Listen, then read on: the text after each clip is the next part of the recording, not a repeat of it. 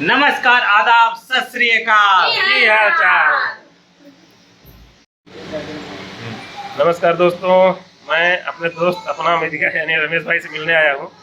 और इसके पहले भी आप इनके साथ हमारा वीडियो देख चुके हैं। हम लोग साथ में बैठे हैं क्योंकि कल रमेश भाई अमेरिका के लिए फ्लाइट पकड़ लेंगे, तो मैं सोचा कि क्यों ना छोटी सी बात रमेश भाई से कर ली जाए, क्योंकि इनकी जो जीवनी रही है बहुत ही प्रेरणा स्रोत रही है। उससे मैं खुद भी बहुत कुछ सीखता हूँ और मुझे लगता है कि और भी लोग इनसे बहुत सारी चीज़ें सीख सकते हैं। तो मैं रमेश भाई से कुछ बातें करना चाहता हूँ। तैयार है? जरूर जरूर। तो अपने बचपन के बारे में थोड़ा सा बताइए। अरे हम तो तू अपन हम तो तू बतावा जाता है। मैं पहले तू बता तब हम बताऊँ। तो बताइए रमेश भाई। भाई साहब ये जानना चाह रहे हैं और कि हमारे बचपन के बारे में कुछ बातें जानना चाहते हैं। है ना, जानने लायक है इसलिए जानना चाहता हूँ। वो दिन गुजर गए जैसे भी थे। और देखा जाए तो हमने जो है जो महुआ का पत्ता होता है हाँ, हाँ। वो तोड़ करके हम सब जो है पान की दुकान पे गठरी बांध के क्या बात कर रहे बेचते हैं। हाँ, थे। जो मतलब जिसमें कोई पान वाला ओवन पान गठिया के देते हैं। हाँ, तो आप 25 पैसे का एक बंडल होता था, तो 4 बंडल का 1 रुपये मिलता था। कहाँ से तोड़ते रहे? ये महुआ पेड़ ये पीछे में यही वाला था, ये पीछे। अच्छा, पीछे मतलब फ्री में मिलता था। हाँ हाँ, 3 दोस्त थे हम सब। हाँ। और उसमें एक दोस्त था पेड़ पे चढ़ता था, हम नहीं चढ़ते थे। हमारा काम लगा था। लगा। हाँ, हमारा अपना पेड़ वेड़ पे नहीं चढ़ पाते होता। और उसके अलावा हमने बोतल बेचे हैं, शीशी बोतल। गांव में कहीं मिल गया बोतल, छोटा वाला पहुआ जो होता है और एक बड़ा वाला पहले आता था शराब का, ठीक है, उसको भी धो करके 1 रुपये मिलता था। हाँ, मतलब गांव में जो लोग आवत में घर घर खरीदे ना। हाँ, कहाँ हुए हो? आप लोगों के नहीं, घर नहीं। हम सब क्या करते थे, गांव में ढूंढते थे, कहीं मिल गया तो उसको ले जाकर के ठेके के जो दारू का जो ठेका होता था, अच्छा, वहाँ पे देते थे। हमारे सारी बोतलें नहीं, सिर्फ जो 2 प्रकार, जो बहुत दारू वाला बोतल था वही। वही वही तो 1 रुपये मिलता था बड़े वाले का, 25 पैसे मिलता था छोटे वाले का। और इस तरह का भी काम अपने बचपन में। उसके बाद तो हमने सब्जी बेचा है। सब्जी तो मैंने कई साल तक बेचा है, अच्छा 12 अच्छा 10 से लेकर के 12 तक, मैंने 4 साल बेचा है। मतलब जैसे आपका हाई स्कूल इंटर जो चलता था उस समय मतलब कुल मिला के अपना खर्चा आप निकाल लेते थे? खर्चा वर्चा का तो नहीं पता, लेकिन ऐसा नहीं था कि दरअसल में होता था कि पिताजी सब्जी उगाते थे और हम बेचते थे, पैसा हम जाके दे देते थे, बस ऐसे ही करता था। मतलब आप खाली बेच देते थे? हाँ, बस हम घर में पैसे वैसे का मेरा होती थी, जो भी सब्जी पैदा होता था आप बाजार में पिताजी के साथ अपना बेचते थे। और मेरे पिताजी के अनुसार वो कहते हैं जब मैं 4 साल का था तभी मैं चाय की दुकान पे बैठता था। तो 4 साल से लेकर के हमने जो है, मुझे लगता है कि 80-85 तक, है ना, 1985-85 तक, मुझे कई सालों तक मैंने चाय बेचा है पिताजी के साथ में। इसके अलावा हमने डांस किए हैं पैसे के लिए। अरे यार। हाँ, अच्छा, वो जो कैसे? सही है, 10 रुपए के लिए मैंने डांस किया था एक बार। और ज्ञानपुर में हाँ, BSc सेकेंड ईयर में एक मेरा दोस्त था, हाँ सेकेंड ईयर में था, और उसने बोला यहाँ डांस करने जाओगे तो इनाम देते हैं लोग, तो मैं वहाँ डांस करने गया था। उसका फोटो अभी तक है मेरे पास। और फोटो आप अगर आपके पास है तो हमको दे दीजिएगा। हाँ, देखता हूँ मैं, इलेक्ट्रॉनिक वर्जन होगा तो मैं दे दूँगा। ठीक। और जो लगन वगन में जो सर पे लाइटें उठाते हैं, हाँ हाँ, है ना, हाँ, सर पे, वो भी लाइट उठाया मैंने, 10 रुपया मिला। मतलब जो वो जब शादी में दूल्हे के पीछे जो है बारात में जो रोड लाइट चलता है। हाँ, रोड लाइट, तो रात में 2-3 घंटे का जो काम होता है। लाइट का गांव में बहुत इशू रहता है दोस्तों, तो लाइट अभी चली गई इसलिए वीडियो थोड़ा सा ढीला आ रहा है। कोई बात नहीं, आवाज़ तो आ रही होगी। आवाज़ आना जरूरी है। ठीक है, बताएं सर। और इसके अलावा हमने कालीन बुना है, ठीक है। हाँ, भदोही जिले में मतलब कोई भी परिवार ऐसा नहीं होता था जहाँ पे गलीचा या कालीन नहीं बिना जाता था, तो वो काम भी आपने किया है। नक्शा भराई, हाँ, कालीन बुनने के लिए जो मैप आता है, उसमें नक्शा जिसको डिजाइन बना करके उसको कलर करना। हाँ, जिसको देख के कालीन बुना जाता है, तो नक्शा होता था, उसको हम सब कलर डालते थे उसमें। कलर डालने के बाद वो रेडी हो जाता था कि कौन से कलर का ऊन कहाँ पे बीनना है। हाँ, वो फिर उनको देना होता था, उसके पहले वाला काम आप करते थे, मतलब नक्शा तैयार करते थे कलर डालकर। ये भी किया है मैंने। ग्रेजुएशन टाइम पर लगभग हमें लग रहा है। नहीं, और ये पहले? था मुझे लगता है कि 9, 10, हाई स्कूल 11, 12 में रहा होगा। चलिए रेडी। जिस चीज़ को सोच करके सबसे मिलने में आया था और सबसे मिल करके मैं बहुत खुश हूँ। और आपको बताना चाहूँगा कि मिर्जापुर से मैं चला था तो बारिश होने लगी थी बहुत तेज, मैं एक बार भीगा और यहाँ पहुँचते पहुँचते फिर सूख भी गया। तो आप लोग एक तरफ से देख रहे हैं, बहुत सही विशेष लोग भैया मैं जा जाए जाना देते मौसम ठंडा ठंडा करके तब जाते हैं, माने पूरा गर्मी रहा। नहीं को मतलब बारिश ना भई ठंडा मौसम ना। आज मौसम बहुत अच्छा है क्योंकि यहाँ गर्मी बहुत पड़ रही है कि बहुत दिनों से लोग इंतजार कर रहे थे कि बारिश हो, लेकिन बारिश नहीं हो रही। जाना नहीं इसलिए मौसम ठंडा हो गया। हाँ। तो सबसे मिल करके मुझे बहुत अच्छा लगा और हमें भी। थैंक यू रमेश भाई, फिर कब मिलेंगे। जब वो बेटवा शादी करी कर दिए। हां हम चला हल्दी खा लेंगे। तो दोस्तों सबसे मुलाकात हो गई है और बने रहिए हमारे चैनल पर, नए हैं तो सब्सक्राइब जरूर कर लीजिएगा। हम मिलेंगे आपसे अपने अगले वीडियो में, तब तक के लिए नमस्कार, बाय बाय। तो दोस्तों आपने देखा कि आज जिनको आप अपना अमेरिका के रूप में देख पा रहे हैं, सुन पा रहे हैं, या इनसे कितने लोग सीख भी रहे हैं अपने जीवन में कैसे आगे बढ़ना चाहिए। बहुत सारे स्कोप भी इनके जरिए लोग जान रहे हैं, उनकी लाइफ के कितने सारे फेज, कितने सारे स्ट्रगल वाले पॉइंट थे वो आपने जाना। इसीलिए मुझे भी इनसे बहुत प्रेरणा मिलती है क्योंकि इन्होंने अपनी लाइफ में ऐसे ऐसे काम किए हैं कि जो नॉर्मली लोग नहीं करते हैं, या जिसको करने में लोगों को लगता है कि इसमें उनका जो है अपमान होगा या बेइज्जती होगी। ऐसा इनके लाइफ में मैं कभी देखा नहीं, क्योंकि जो भी काम इन्होंने पकड़ा उसको मन से किया। और फिर ग्रेजुएशन में जो है जब ग्रेजुएशन कर रहे थे तो ग्रेजुएशन में बहुत संघर्ष रहा, लेकिन जितना मैं जानता हूँ रमेश भाई कि आपको जो है लोगों से प्रेरणा मिली। कुछ लोगों ने आपको ये कमेंट किया कि आपके पास का बीएससी नहीं है, छोड़ दो। सही बात है ये कि मतलब इनके कोई फ्रेंड से हितैषी थे तो उन्होंने राय दिया कि आप बीएससी मत करो रमेश भाई, ग्रेजुएशन बीए में एडमिशन ले लो क्योंकि बीएससी बहुत टफ है, आप नहीं कर पाओगे। तो वो बात इनको चुभ गई, कैसे इन्होंने कह दिया कि मुझसे नहीं होगा। तो मुझे ये बात याद है रमेश भाई को, मैं कहूँगा शायद इनको पता चल जाए कि इन्होंने मुझे बताया कि जब उन्होंने ऐसा कहा तो बात लग गई और इन्होंने ये डिसाइड कर लिया कि अब मुझे प्रूव करके दिखाना है कि मैं कर सकता हूँ। तब इन्होंने मुझे बताया था कि वो जब अगर 12 बजे तक पढ़ता था तो इन्होंने ये सोचा था कि इससे मैं 2 घंटा ज़्यादा पढ़ूंगा। मतलब वो 12 बजे तक अगर पढ़ के सो जाता था तो ये 2 बजे तक पढ़ते थे, या इस तरह से वो 2 बजे तक पढ़ता था तो ये 4 बजे तक पढ़ते थे। तो उसके बाद इन्होंने ग्रेजुएशन में यूनिवर्सिटी टॉप किया, जिसके लिए इनको उत्तर प्रदेश सरकार के द्वारा गोल्ड मेडल से सम्मानित किया गया। मुझे याद है कि 2 गोल्ड मेडल इनको मिले थे। तो अब उसके बाद हाँ, उसमें बीजेपी के अध्यक्ष थे, विधानसभा अध्यक्ष केसरीनाथ त्रिपाठी जी थे, उनके हाथों से इनको जो है गोल्ड मेडल ये अपने भदोही के जो काशी नरेश राजकीय स्नातकोत्तर महाविद्यालय है वहाँ पर इनको डबल गोल्ड मेडल से सम्मानित किया गया, जो बहुत ही एक सम्मान था हम लोगों को। पूरे इनके साथ में जो भी पढ़ने वाले लोग थे सभी को बहुत खुशी हुई थी और बहुत हिम्मत आई थी कि हम भी पढ़ सकते हैं या हम भी कर सकते हैं, भी आगे बढ़ सकते हैं। उसके बाद थोड़ा सा कंपटीशन वाला आप बताइए। उसके बाद हमने एमएससी करने के बाद हम चले गए इलाहाबाद जहाँ मैं रहता था उसी के बगल में भाई साहब रहते थे। तो वहीं हमारी इनसे पहली मुलाकात हुई। 2 साल तक या 2-2.5 साल तक हम लोग वहाँ पे वो जानते थे, आना जाना मिलना जुलना होता मिलना था। जुलना होता था। उनके बड़े भैया थे, उनसे भी काफ़ी मुलाकात होती थी। एक चीज़ और मैं बोलूं, मुझे याद है और मैं जब कभी रमेश भाई जब कभी 2-4 लोगों के ग्रुप में बैठता हूँ, मेरी आपके बारे में जब बात करता हूँ भैया ना, तो मैं ये जरूर बोलता हूँ। एक बार क्या हुआ कि आप मिलने आए शाम को रूम पर और आपने जो भी कपड़े पहने थे थोड़ा सा मुझे ऐसा लगा कि कपड़ा कम सही है आपका। ठीक है, तो मैंने कहा था कि यार रमेश एक ही कपड़ा बनवाई जाए। तो इनका स्टेटमेंट मुझे हमेशा याद है, तो बहुत प्रेरित करता है। इन्होंने कहा था कि यार जो कपड़ा है सही है, अगर मेरे पास पैसा होगा तो मैं एक और किताब खरीद लूँगा। हमें याद है, हमें याद था, वो हमेशा आप भूलो न करें। ऐसे तो जब जो चीज़ आपको लग जाती है वो कभी भूलती नहीं।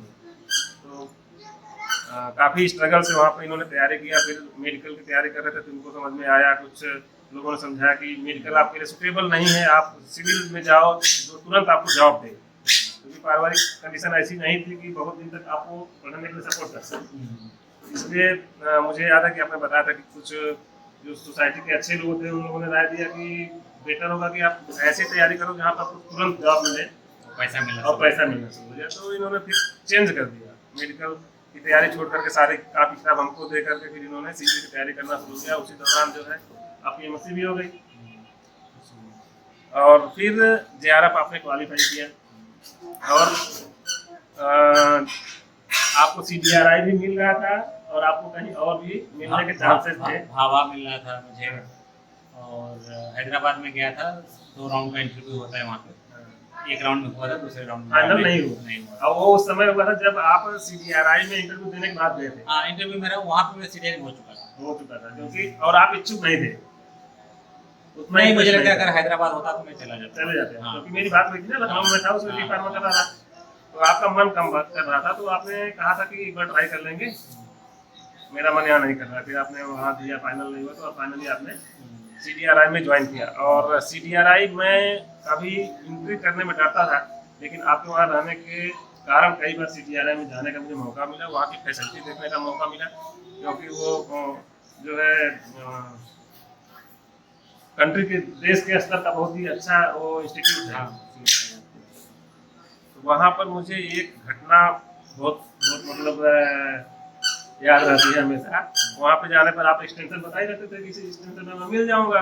और वहाँ पे एनुअल फंक्शन होते थे, एनुअल फंक्शन जिसमें सीडीआरआई के स्टाफ, स्टूडेंट सब लोग पार्टिसिपेट करते थे। तो वहाँ पे फंक्शन था और सब लोग भाग लेने वाले थे। मुझे बहुत अच्छा लगता है वो चीज़ शेयर करने के लिए। कुछ लोग गाना गा रहे थे, कुछ लोग कॉमेडी शो कर रहे थे और हम लोग तो दर्शक देख रहे थे। तो जब आपका जो स्टेज शो हुआ उसमें ग्रुप शो था और जब प्रोग्राम होने लगा तो मैं देखने लगा कि इसमें आप कौन से मैं पहचान नहीं पा रहा था। इस तरह से इन्होंने अपना ड्रेसअप किया हुआ था, या कुछ दाढ़ी मूछ मुझे जहाँ तक याद है, और कुर्ता पजामा इस तरह का पहन के कोई शो था। तो उसमें बताया जाता था कि ये इनका ग्रुप है। तब मैं समझ गया कि नहीं, ये रमेश भाई का ग्रुप है और ये रमेश है। तब जाकर मैं अनाउंस होता ना कि कौन परफॉर्म करने जा रहा है, नाम भी बताते थे और कहाँ पे सीडीआरआई में क्या काम करे वही बताते थे। तब जाके पहचान हुआ। तो मतलब आप उस चीज़ में जैसे रिसर्च करते हुए, जब लोग रिसर्च करते हैं तो बहुत हैवी लोगों को लगता है उसी में आदमी परेशान करता है, उसके अलावा कुछ नहीं सोचता था। लेकिन मैंने रमेश भाई के अंदर ये पहले से ही बहुत क्वालिटी देखी है कि इन्होंने पढ़ाई के साथ साथ बहुत सारी चीज़ों में एक्स्ट्रा करिकुलर एक्टिविटी में काफ़ी अच्छे तरह से इन्वॉल्व होते हैं और कर भी लेते हैं। हमने बहुत से स्टेज शो किए हैं, स्टैंड अप किया हुआ है और 4 हमने ड्रामा लखनऊ में किया है, काफ़ी एक्टिव रहते थे। तो मैं उस शो में जब आपको देखा तो मैं पहचान नहीं पाता मैं बता रहा। बाद में जब अनाउंस हुआ तब समझ में आ रहे यार तो रमेश भाई का शो बहुत अच्छा लगा था वो शो। और वो शो देख करके नॉर्मली अगर उस शो को किसी को दिया जाए तो कोई ये समझ नहीं पाएगा कि एक मतलब पीएचडी करता हुआ पर्सन जो है वो शो कर रहा है। इतना आप नेचुरली उसमें इन्वॉल्व हो जाते थे और लोग पहचान नहीं सकते थे कि इसमें से आप रमेश कौन से हैं। इस तरह का भी आपके लाइफ में मैंने देखा। और उसके बाद फिर सीडीआरआई में पीएचडी खत्म होने के बाद वहीं पे आपसे मेरी बात हुई थी तो आपने बताया था अमेरिका का इंटरेस्ट वहीं से आ गया था। क्योंकि आपने बताया था कि वहाँ पे जो लोग हैं जिनके अंदर में आप कर रहे थे उनको पता था कि यहाँ पे अमेरिका जाने का रास्ता यहाँ से है, तो आपके मन में तभी से आ गया था। उसके बाद आपका पीएचडी किस साल कंप्लीट हुई है? 2009 में हुआ था। 9 में कंप्लीट करने के बाद 10 में आप चले गए थे। और 10 की एक और घटना है जो मेरे जीवन की बड़ी दर्दनाक घटना है, लेकिन उसमें भी आपका रोल था, तो उसको भी मैं जरूर शेयर करना चाहूँगा यहाँ पे। आप 2010 में चले गए, 9 में चले गए थे? 2009 में लास्ट में चला गया। 9 में लास्ट में आप चले गए थे और उस समय आपने कुछ ऐसा एक फाउंडेशन शुरू किया था कि कुछ पैसे कलेक्ट किया जाए और उसको जिसको ज़रूरतमंद को हम मदद कर सकें। तो वो ऑफर मुझे भी आया था और मुझे याद है कि कुछ मैंने भी उसमें मतलब किया था अपने तरफ से, जो भी कर पाया रहूँगा याद नहीं है। और उस समय मैं दुबई में नहीं, उस समय मैं दुबई नहीं, मैं यहीं था, मतलब फार्मास्यूटिकल बी फार्मा कंप्लीट करने के बाद इंडिया में ही जाता था। उसके बाद 12 में गया था मैं दुबई। तो 1 दिसंबर 2010 की बात है। मेरी शादी हो चुकी थी और मैं अपनी वाइफ के साथ वहाँ पे हिमाचल प्रदेश में रहता था।